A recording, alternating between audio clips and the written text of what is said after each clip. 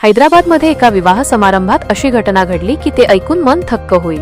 विवाहाचे वातावरण कुटुंबीय, नातेवाईक, पाहुणे आदींचे गोड हसणे, खिदळणे, नाचगाणे आणि लग्नाच्या आनंदाचे वातावरण असताना दोन बुरखाधारी महिलांनी पाहुण्यांच्या पर्स आणि हँडबॅगची चोरी केली। ही चोरी सीसीटीव्ही कॅमेऱ्यात दिसली आणि आता हा व्हिडिओ सोशल मीडियावर व्हायरल झाला आहे। लोकांनी लग्नात जिथे फक्त आनंद साजरा करावा असा विचार केला होता, तिथे चोरी झाल्याने सगळ्यांनाच धक्का बसला। हा व्हिडिओ एका लग्नातील फंक्शन हॉलमधला आहे।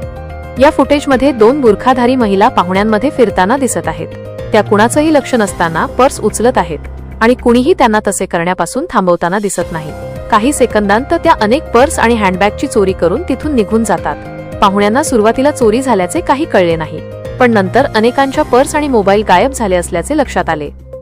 व्हिडिओमध्ये दोन्ही महिलांचे चालणे, पाहुण्यांमध्ये मिसळणे आणि पर्स उचलणे खूप स्पष्टपणे दिसते आहे।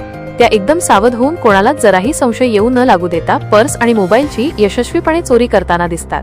त्यांची ही चलाखी पाहुण्यांच्या लक्षात न आल्यामुळे त्या अगदी सहजपणे हॉलमध्ये फिरून चोरी करू शकल्या।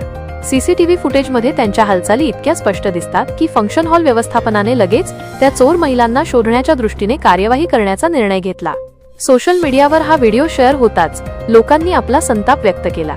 काहींनी म्हटले, लग्नात असा धोका कधीच अपेक्षित नव्हता। हॉल व्यवस्थापनाकडे सुरक्षा कशी आहे ते पाहायला हवे।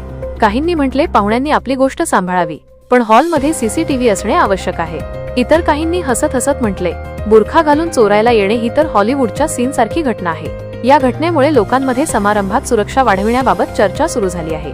पोलीस ठाण्यामध्ये तक्रार नोंदवून या चोरीच्या प्रकरणाची चौकशी सुरू केली आहे। पोलीस अधिकाऱ्यांनी सांगितले की चोरी केलेला मोबाईल शोधण्यासाठी तांत्रिक उपाय केले जात आहेत।